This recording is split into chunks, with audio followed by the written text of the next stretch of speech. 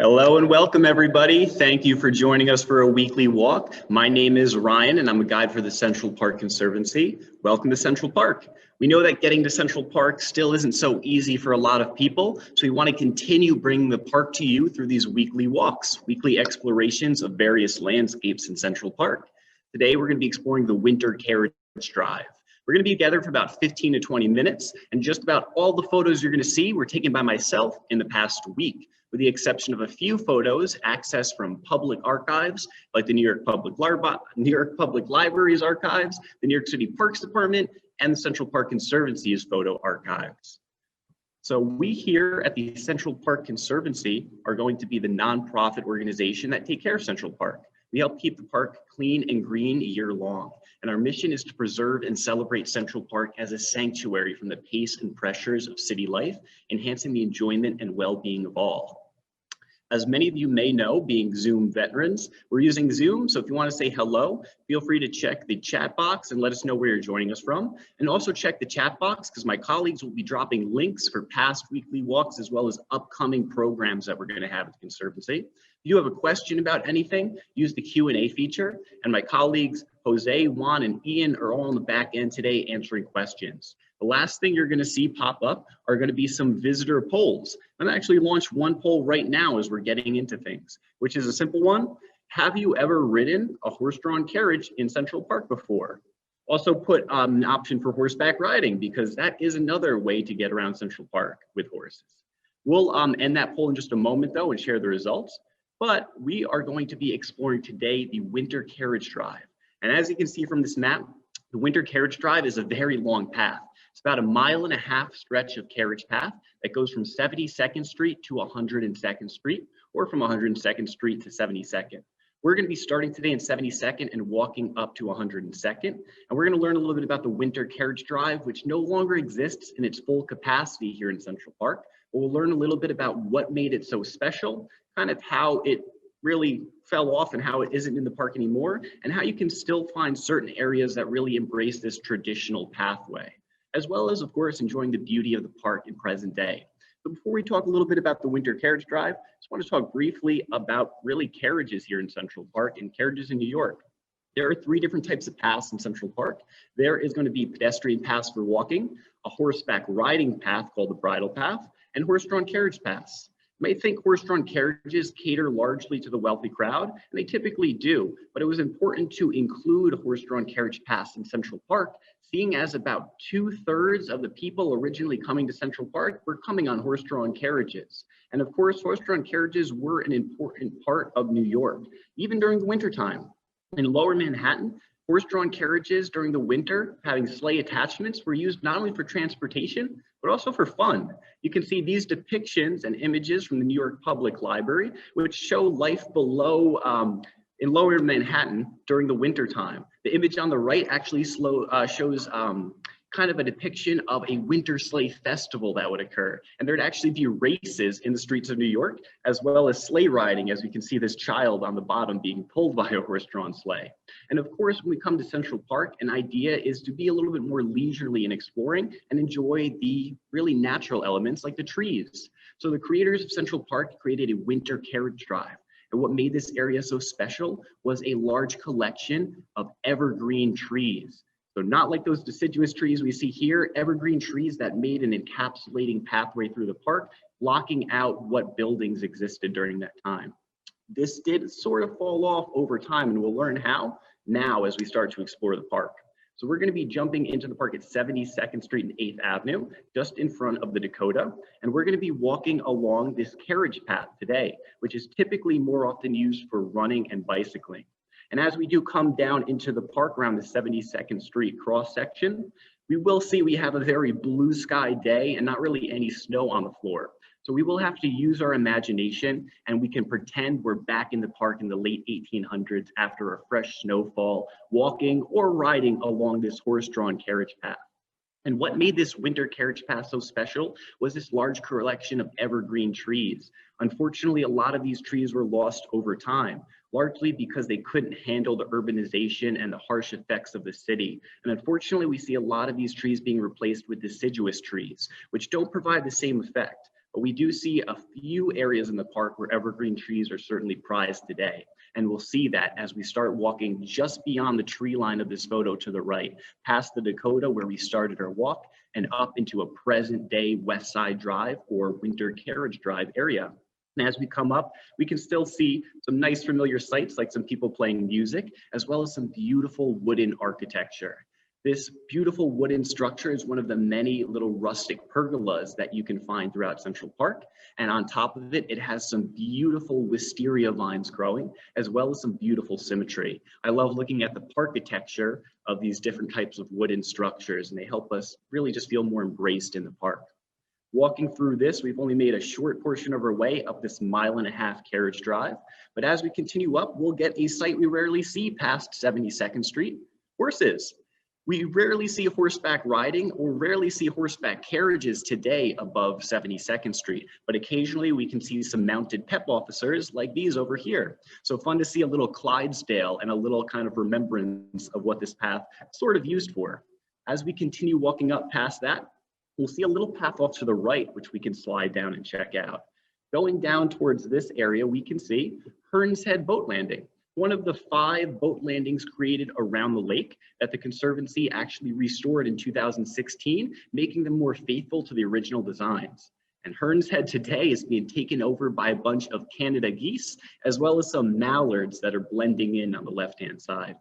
And these geese are certainly very inquisitive, coming up to us, trying to maybe get some snacks as we're sitting on the benches enjoying the view.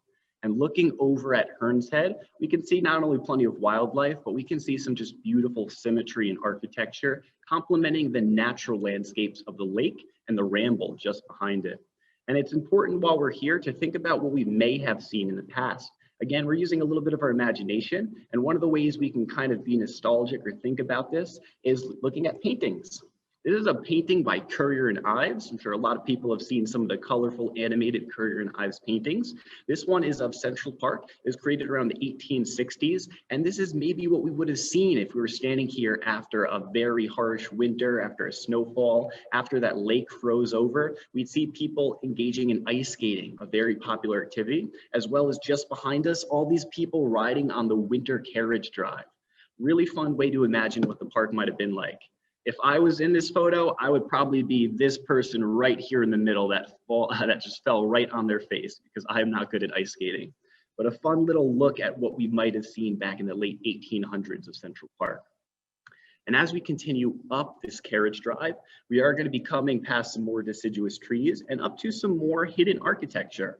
This little cottage is the Swedish marionette theater, as it's known today, and it is actually a cottage from Sweden. It has been used again as a marionette theater for quite some time, but it made its way to the park in 1877. And we do see in 1947 some theater performances starting here from a marionette group. Eventually, this group would get a permanent theater built here in 1973, but it's actually operated by the City Parks Foundation Puppet Mobile, which puts on live marionette plays here throughout the year. And they're actually the oldest continually operating company of its kind in America, which is really cool. But this Swedish cottage, again, came from Sweden. Originally placed here in the park in 1877, it found its way to America a year prior, and it was actually displayed as an exhibit at the Centennial Exposition in Philadelphia, which was basically America's first World's Fair. But this was held between May 10th to November 10th, 1876, and was actually celebrating the 100th anniversary of the signing of the Declaration of Independence. But Sweden sent over an exhibit of a typical Swedish schoolhouse, which caught the eye of park designer Frederick Law Olmsted, who actually had this brought over to Central Park and placed here a year later in 1877.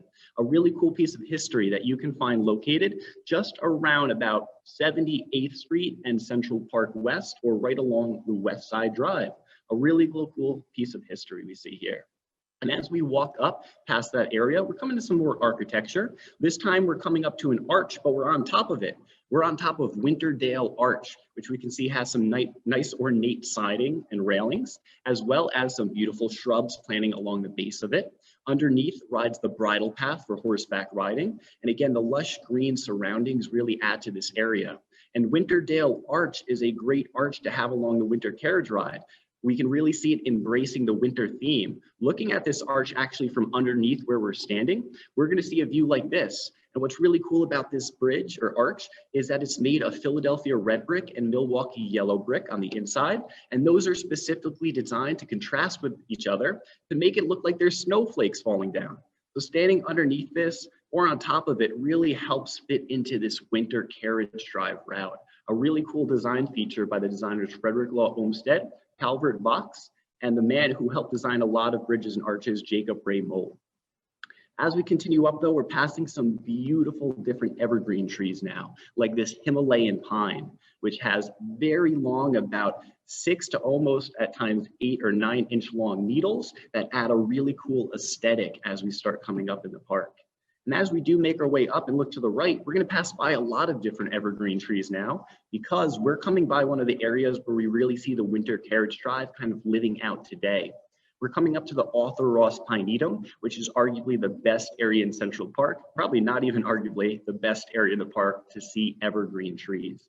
You can see a variety of species here, ones that are non-native, like Korean pines, Australian pines, Himalayan pines, as well as native indigenous species like white pines, pitch pines, and Scott pines.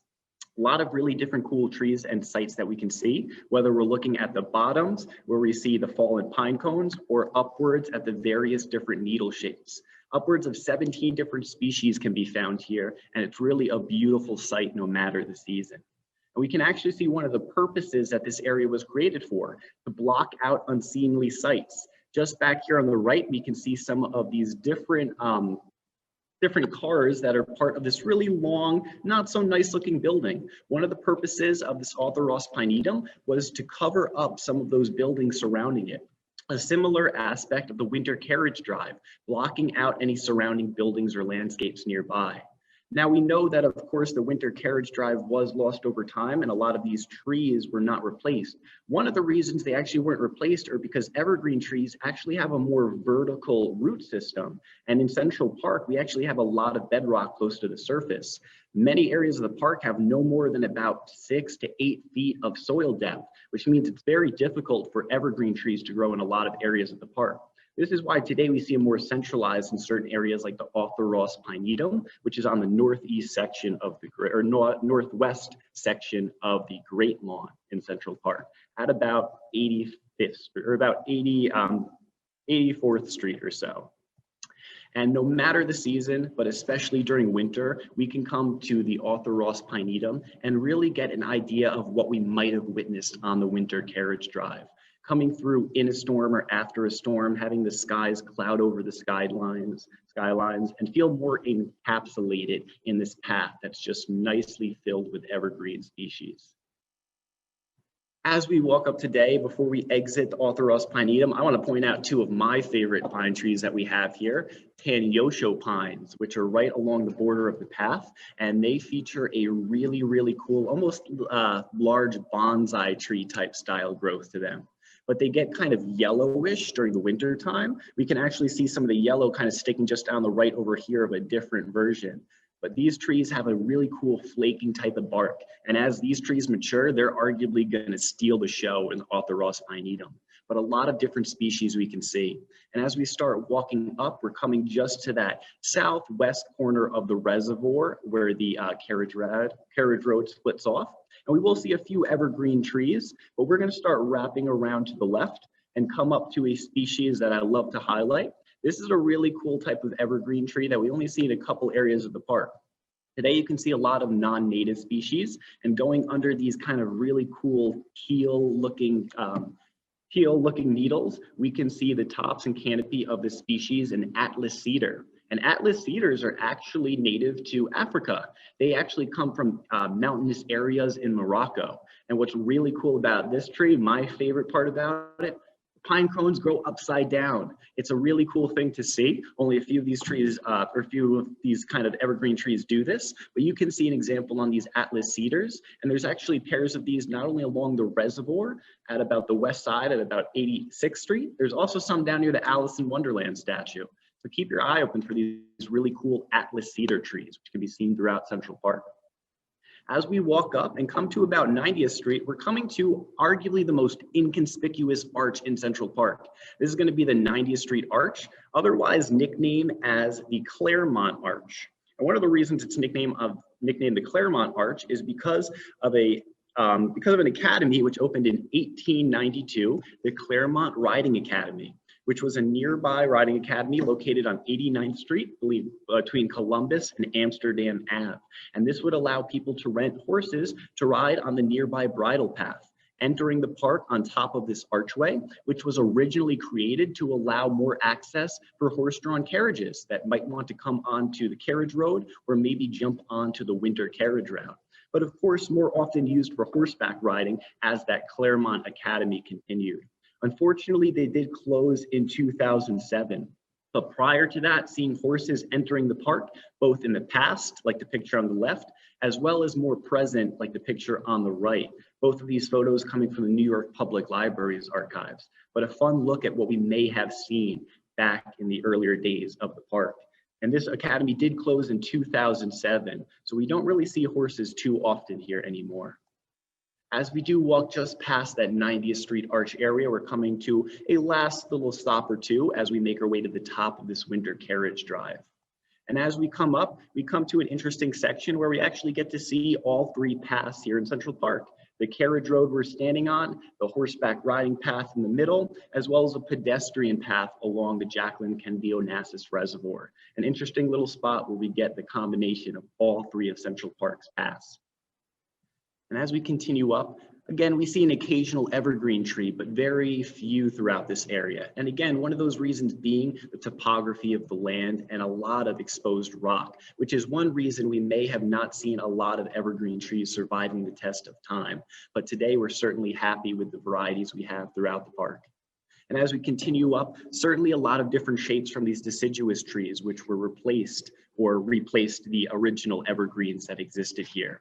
But as we come up, we can see the beauty certainly in these evergreen trees. This is one of my favorite views, and seeing the stretching limbs of this elm tree probably offer good explanation as to why a lot of deciduous trees were replaced. This is something that I'm sure everybody can find beauty in all seasons.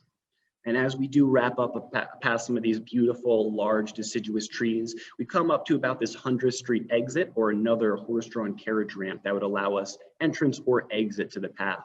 This is where we will exit, ending at the top of this winter carriage drive. And again, as we come up, taking one last final view over to the right-hand side, we can certainly see a very different landscape than we might have in the 1800s. See a lot more deciduous trees here. And while we may not have the winter carriage drive in the full capacity that we used to, we can certainly be happy with the diversity of trees we have today, both deciduous and evergreen, and certainly be happy with the areas that really allow for beautiful collections and displays of them, like the Arthur Ross pinetum.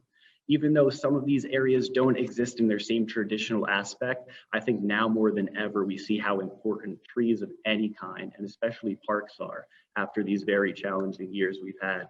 But certainly very happy to still have beautiful areas to explore both deciduous and evergreen trees in Central Park and parks all over the world.